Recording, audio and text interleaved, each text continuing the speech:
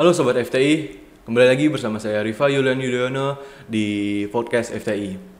Pada kesempatan kali ini, kita kedatangan tamu spesial nih dari alumni Fakultas Teknologi Industri, tepatnya Teknik Industri, yaitu Bang Dino Ardiansyah. Beliau ini merupakan salah satu alumni dari jurusan Teknik Industri Angkatan 15. Dan selama beliau kuliah di sini, beliau sempat menjabat sebagai seorang presiden mahasiswa tahun 2019.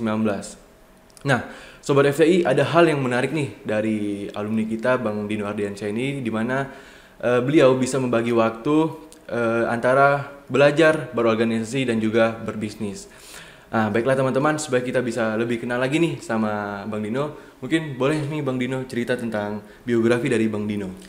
Oke, terima kasih Mas Rifa ya. Ya, bener Bang. Selamat pagi teman-teman semuanya. Makasih banget nih udah diajak buat ngobrol sama teman-teman FTI hari ini. Perkenalkan, saya Dino Ardiansyah, biasa dipanggil Kak Dino, Mas Dino, Bang Dino, atau Pres Dino, bebas Rifa. Panggil apa aja, asal jangan sampai dipanggil KPK. Ya, bahaya itu Bang. Bahaya. Pusing kalau dipanggil KPK pusing, ya kan? Bang, pusing. Mungkin tadi udah dikenal sama Rifa, aku ini alumni dari Universitas Trisakti, jurusan Teknik Industri dari Fakultas Teknologi Industri, angkatan 2015, dan dulu sempat diamanahkan menjadi presiden mahasiswi. Karena yang kita urusin mahasiswinya aja. Oh, mahasiswanya? Nggak bercanda dong. Presiden mahasiswa dong. Mahasiswa-mahasiswi Bang. Iya, mahasiswa-mahasiswi. Ya. Tahun 2019, dan tadi apa yang disampaikan Rifa ya nggak bener-bener banget sih. Jadi emang kita keteteran juga sebenarnya ngurusin waktu antara kuliah, organisasi, dan lain-lainnya. Tapi selama kita punya tekad gitu kan, fokus, ya pasti bisa juga dijalanin. Iya, bener-bener. Gitu. Jadi salam kenal semuanya. Senang banget bisa ke Trisakti lagi gitu dan ngobrol sama teman-teman, apalagi sama Rifan, kita seumuran kan, nggak jauh-jauh banget kan, Iya, nggak jauh-jauh usianya banget, kan. Bang. Gitu. Siap, gimana Rifa? Baik Bang, boleh deh masuk ke pertanyaan pertama nih. Kenapa nih Bang, pas Abang SMA tuh, pas mau masuk ke dunia universitas, itu lebih prefer memilih jurusan teknik industri ketimbang jurusan yang lain nih Bang? Alasannya itu kenapa Bang? Sejujurnya ya, ketika dulu, kalau gue sih pas SMA tuh nggak cukup banyak mentor ataupun guru yang, ya ada sih guru BK yang akhirnya ngebimbing, ini bagusnya masuk sini, ada tes psikologinya gitu kan, atau ikut bimbel, kayaknya nih lu cocoknya di sini deh. Tapi saat itu gue nggak punya banyak cukup referensi untuk akhirnya memilih jurusan apa, kampus apa. Nah, pertanyaannya kenapa kok akhirnya memilih teknik industri dan di Trisakti? Secara jujur gitu, sebenarnya ini bukan pilihan utama ya, kita realistis lah, Trisakti pasti bukan jadi pilihan utama kan. Tapi gue melihat saat itu teknik industrinya dulu ya, gue berpikir apa ya, sebuah ilmu terapan yang bisa secara saintis, terukur, objektif ya kan, dan juga bisa memiliki peluang kerja yang luas. Gue lihat saat itu yang terbaik adalah teknik industri gitu. Itu yang gue lihat. Dan ternyata terbukti kan, sekarang bisa jadi seorang entrepreneur atau profesional juga bisa ya kan, ataupun jadi teknokrat pun juga bisa, yaitu teknik industri. Dan saat itu yang gue lihat adalah apapun yang ada di teknik industri, gue udah ngeliat ada 3 poin yang sangat menarik. Saat itu adalah poinnya adalah pasti efektivitas, efisiensi, dan terintegrasi.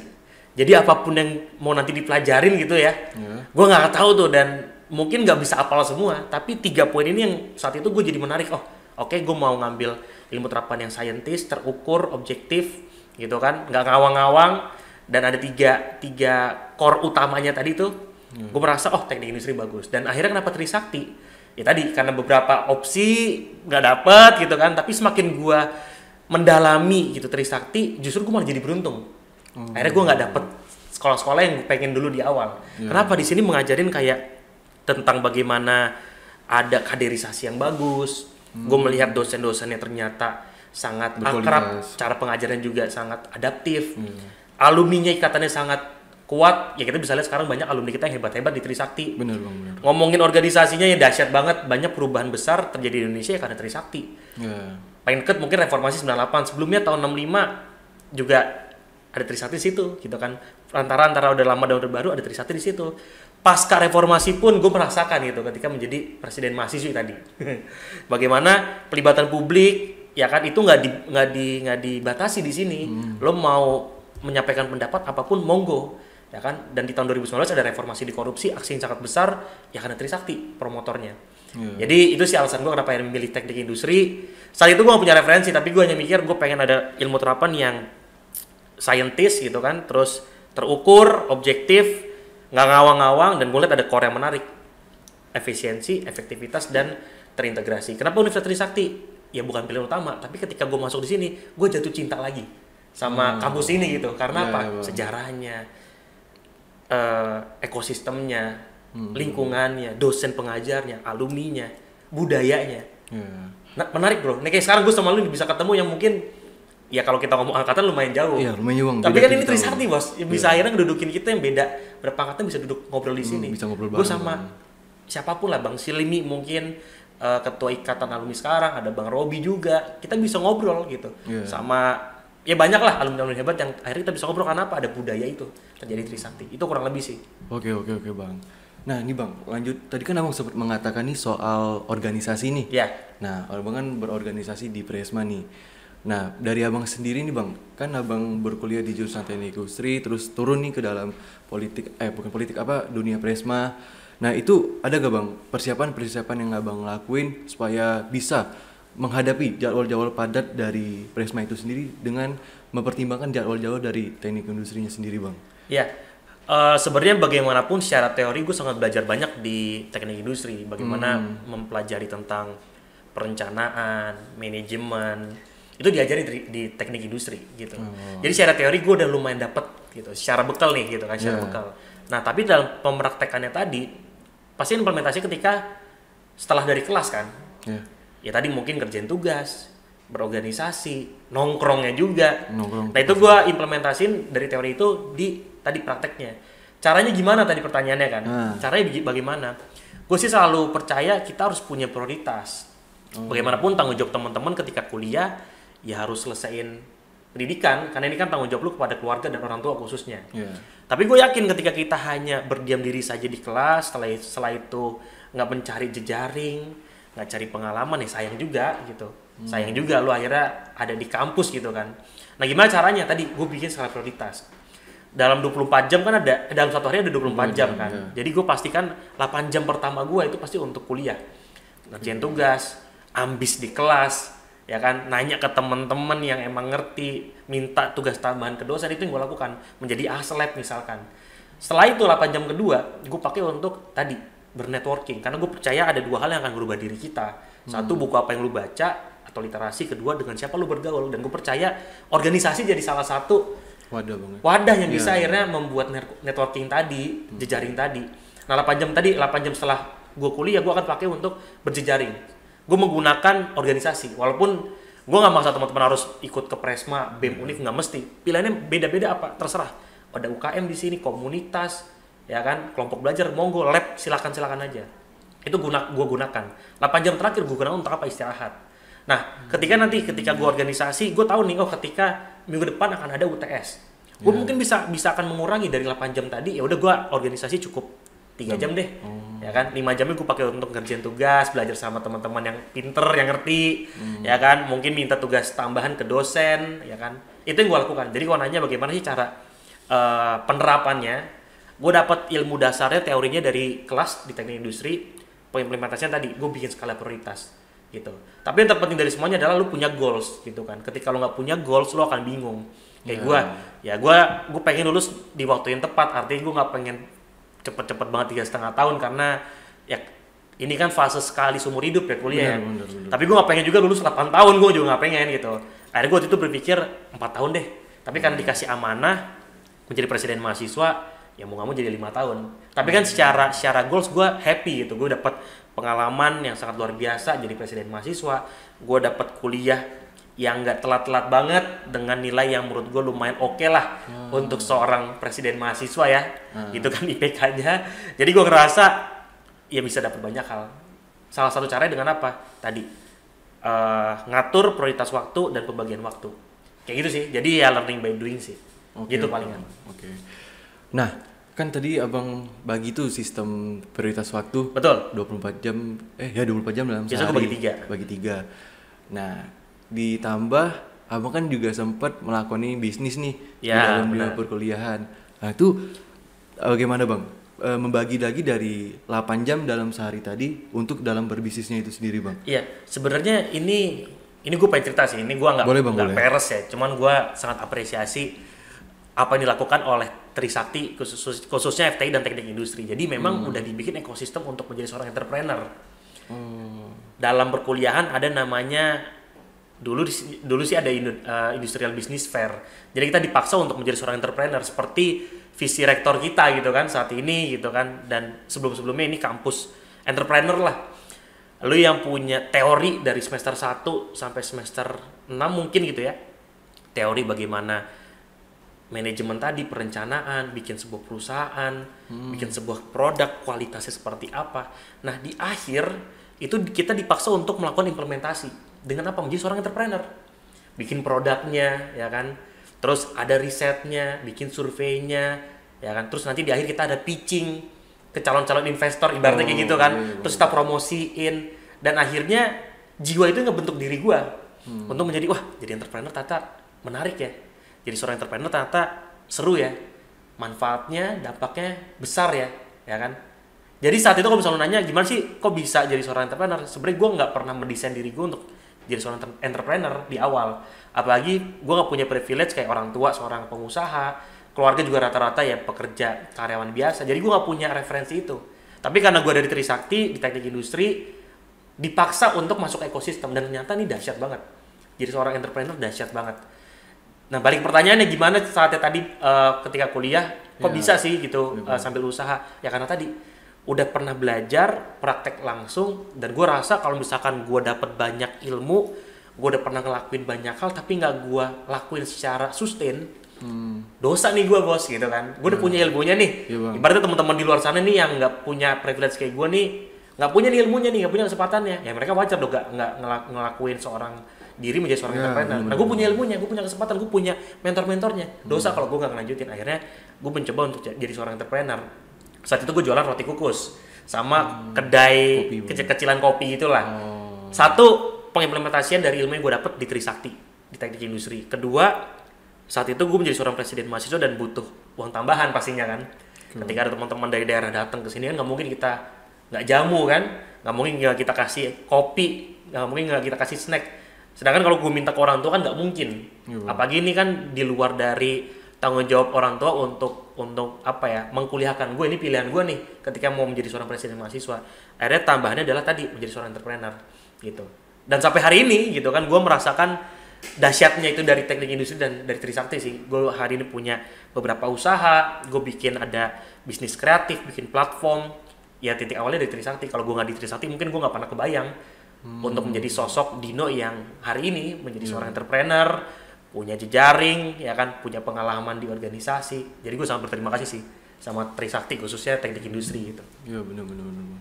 Berarti bisa dibilang kalau kita masuk teknik industri bisa kesempatan menjadi seorang entrepreneur bang ya? Betul. Nah terus bang, mungkin ini kan salah satu jadi tahapan juga ya buat siswa-siswa SMA untuk bisa menentukan nih pilihan mereka ke depannya nih mau ke jurusan apa. Mungkin bang, dari abang sendiri tuh ada nggak bang gambaran secara akademik nih bang yang perlu dipersiapkan bagi siswa-siswa SMA untuk bisa memilih jurusan teknik industri itu sendiri bang? Soalnya kan dalam gambaran mereka bang, teknik industri kan digambarkan dengan membangun sebuah gedung atau bangunan gitu ya. Ya betul bang itu. Nah itu gimana bang? Iya, ini menarik ini. Tadi gue mungkin cerita sedikit lagi ya. Tadi kan ada pertanyaan. Terus gimana sih bagi waktunya antara lu kuliah sama bisnis? Nah kenapa harus teknik industri? Karena lu dapat sebuah pembelajaran di ekosistem yang ibaratnya nih kalau naik kendaraan nih udah gigi 2 nih, jadi lu tinggal gaspol setelah itu kan. Jadi gue nggak perlu ribet-ribet nih akhirnya untuk belajar lagi karena gue udah dapet nih kurikulumnya, gue udah dapet prakteknya. Jadi untuk akhirnya lanjut bisnis, gue tinggal lanjutin ilmu yang gue dapet. Nah kenapa akhirnya tadi pertanyaannya, kenapa sih harus meyakinkan diri teknik industri adalah salah satu jurusan yang bagus, termasuk di Trisakti ya? Karena gue melihat di sini diajari tentang mindset dan juga skill set. Kan yang paling penting sekarang itu tuh.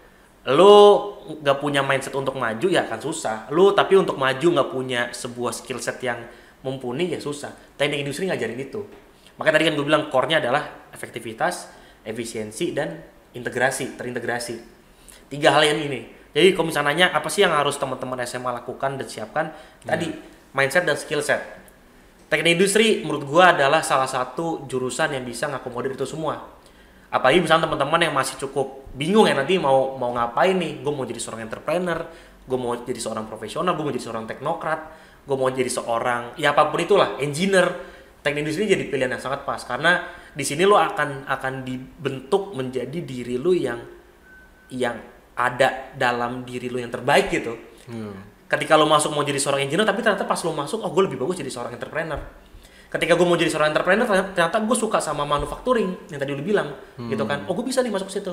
Ketika gue ternyata pengen menjadi seorang engineer gitu kan, tapi ternyata gue lebih suka menjadi seorang teknokrat, di sini juga bisa gitu. Jadi kalau mindsetnya industri ini adalah ngebangun suatu gedung ya kan, ataupun masuk ke dunia pabrik manufacturing, ada benernya, tapi nggak sebatas itu skupnya. Makanya tadi cukup menarik sih, tapi dari apapun itu menurut gue teknik industri sangat menarik untuk dibahas. Ada tadi efektivitas, efisiensi, dan terintegrasinya. Dan di sini lu dibentuk untuk punya mindset dan skill set. Ini jadi bekal buat teman-teman SMA sih ketika mau memilih kampus apa, jurusan apa. Ya ini salah satu yang menurut gua penting. Caranya mungkin dengan beberapa pendekatan, misalnya kayak analisis SWOT. Apa sih kelebihan lu, kekurangan lu, ya kan? Opportunity apa yang bisa muncul, atau ternyata lu bisa menggunakan pihak ketiga.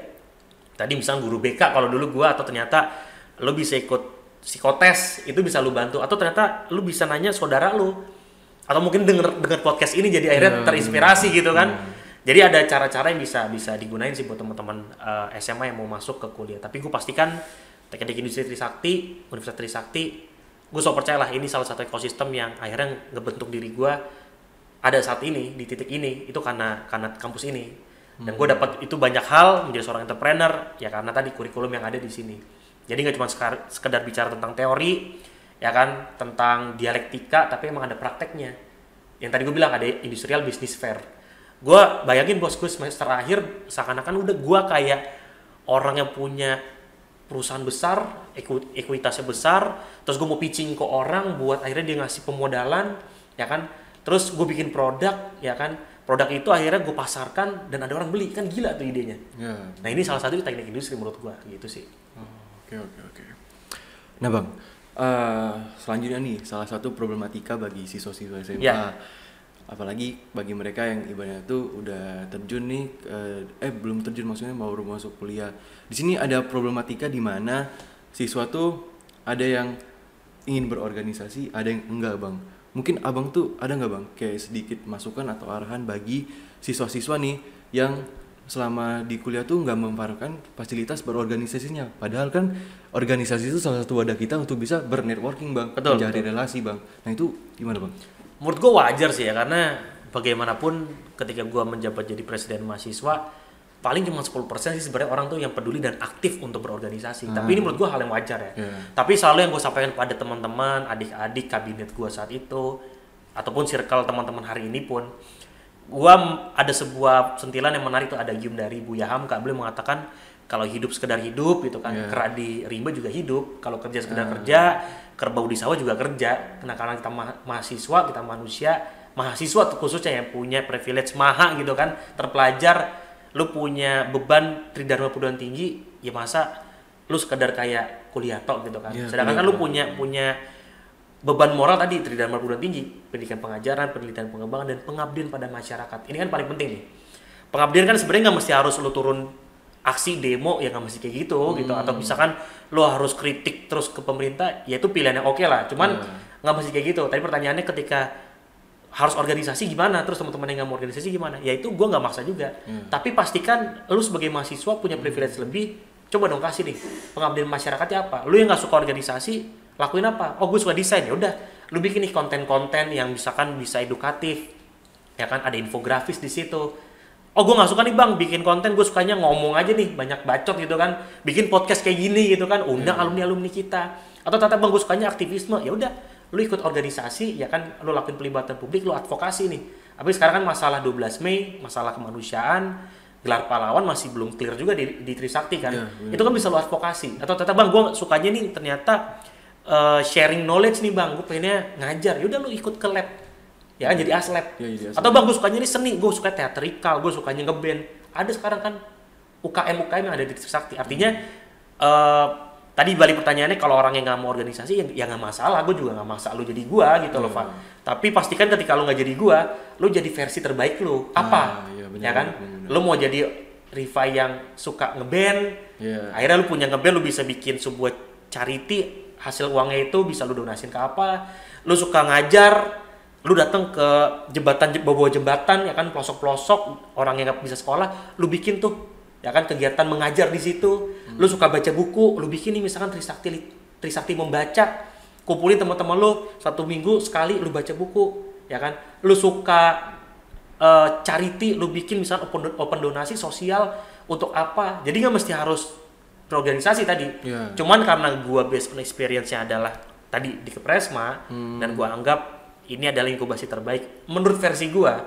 Jadi gua menyarankan ya organisasi masih jadi salah satu opsi terbaik. Hari ini pun gua punya platform namanya Centennials, platform untuk anak muda, untuk Gen Z, untuk sentra pemberdayaan anak muda. Ini yang gua lakukan karena apa? Gua mendapatkan sebuah sistem dan cara berpikir dan apa ya? Dan jiwa-jiwa ya ada idealisnya sedikit lah gitu kan. Pasca dari kampus akhirnya gua terapin di platform ini. Artinya gua merasa organisasi masih menjadi salah satu inkubasi terbaik menurut versi gue. Tapi gue nggak memaksa teman-teman untuk akhirnya yuk Presma semua. Ketika Presma semua, siapa yang mengisi UKM, siapa yang mengisi jadi asisten lab gitu.